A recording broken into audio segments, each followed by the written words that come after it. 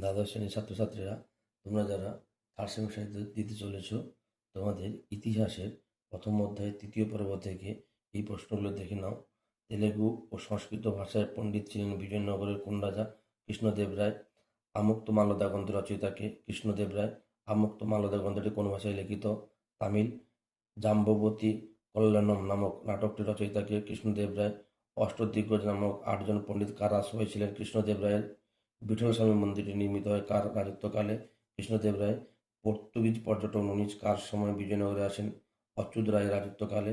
Barbosa কার সময়ে বিজয়নগরে আসেন? কৃষ্ণদেব রায়। তালিকোটা যুদ্ধ কবে হয়? 1565। তালিকোটা যুদ্ধের সময় বিজয়নগরের রাজা কে ছিলেন? সদাশিব রায়। আরবিডু রাজবংশের প্রতিষ্ঠাতাকে? তিরুমল রায়।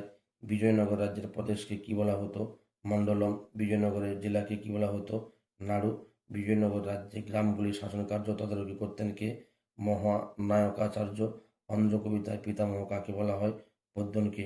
ভিডিও ভালো লাগলে লাইক, কমেন্ট, শেয়ার করবে এবং চ্যানেলটিকে সাবস্ক্রাইব করে আমার পাশে থাকবে।